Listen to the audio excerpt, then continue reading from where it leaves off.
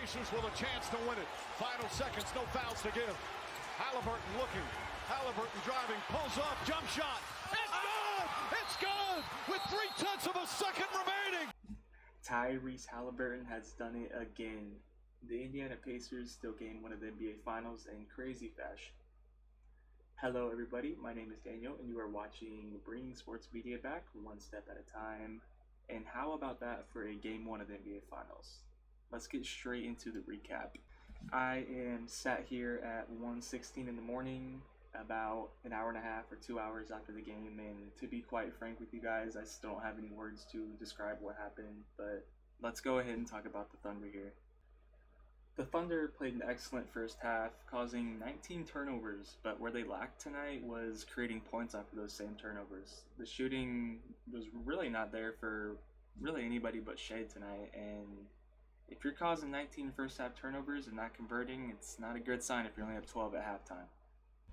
I thought that Shea was great tonight, and he did exactly what I kind of expected him to do.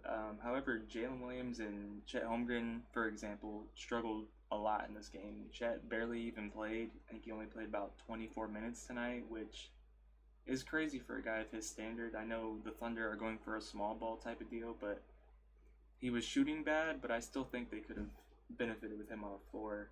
But like I said in the finals preview, Shea is going to get his buckets and get 30 a night. It's the others that are going to have to help him win this series, like Jalen Williams and Chet. So I'm looking for them to have a big game in game 2. Kind of going back to Chet not playing much, I do think the move to Casey Wallace in the starting lineup is actually going to benefit them pretty well, and it definitely showed early in the game. Like I said, I was just kind of shocked with how little Chet and Hartenstein played, especially with how poor of a rebounding team the Pacers have been in the postseason at times. Even regardless of how bad Chet is playing, it's still beneficial to have him out there getting rebounds and stuff and protecting the rim. Alex Caruso and Lou Dort were great tonight in my opinion, and I think that is only going to continue, especially on the defensive side. But even on offense, they both had exceptional games, and if you're the Thunder, when these two have games like this, especially on the offensive side, this is a game that you need to win. So them losing this game is not a great result, and those others are going to have to keep stepping up so they can win some of the other games in this series.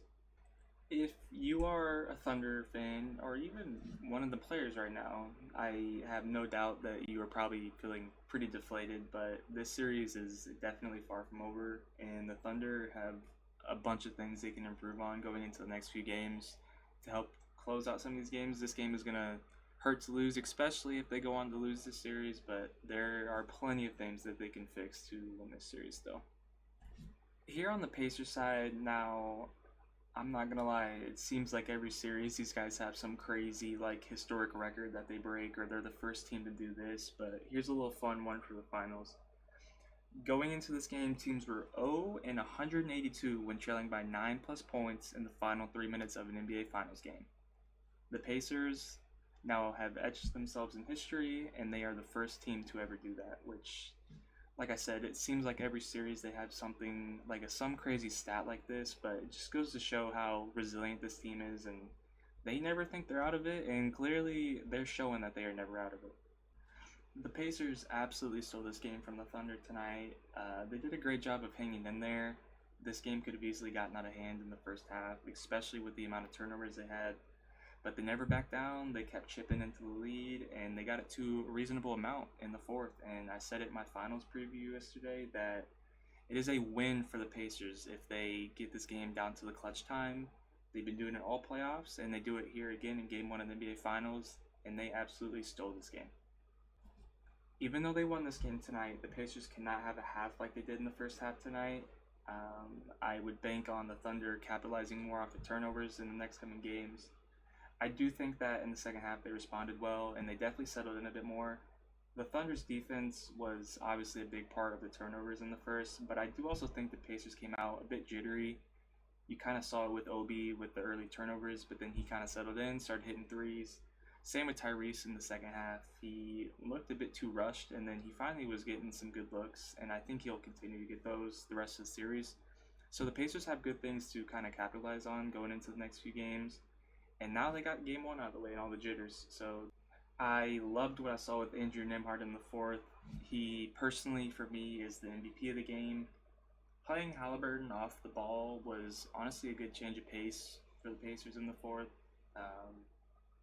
I would just, if they continue that going forward, I'd like to see him get a few more touches in the half court. He really wasn't touching it at all besides the final possession of the game. But Turner, Toppin, and Nembhard brought them back into this game in the fourth. Neesmith even hit a big three at the end to close the gap. The others absolutely won this game for the Pacers, and you look to Tyrese and Siakam to step up in the next game. Closing up my thoughts around the Pacers, obviously it was a huge win for them to get on the road. Still in game one, you would probably think that they played pretty damn good or near perfect, but in all reality, it was damn near the opposite. Siakam and Halliburton, in my opinion, both had pretty underwhelming games. They also had 25 turnovers as a team, which you don't really see from the Pacers at all. Yet they still pulled it out and set themselves in a good spot for the whole finals. If they can put themselves in a spot to win game two as well and they take it, then this series trajectory will have completely flipped for a lot of people, including me, more than it has already with the result of this game. Here are my thoughts going into game two. I think both teams played poorly tonight, so really either team walking out of this game with a win, they would have been super happy to. I expected much more clean game two from Jalen Williams and Chet. I also look for them to step up and take some of the scoring load off of Shea. He's obviously going to get his typical 30, but you look for them to kind of step up and hit some shots. They were getting good looks, they just weren't capitalizing. And really, as a team, they need to shoot the ball better. I am curious to see how the Pacers adjust, especially offensively. If they keep Halliburton off ball or if they find something else that can work.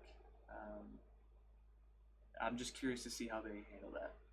The Pacers are 3-0 this playoffs in Game 2, so I expect them to come out and look to snatch home court advantage away from the Thunder, and if they do, Lord knows where we can go from there. Just to kind of wrap the video up, I'll go ahead and let this final minute play out, but I just wanted to say I appreciate anybody that is at this point, and I have said it a few videos now, but I invite you to join my sports Discord. I would love to build a community in there and just get people to talk to in there. It'd be awesome. But what a way to kick off these finals, and I know me personally, I cannot wait for game 2 on Sunday. I'll go ahead and let this final scenario play out, but peace out everybody.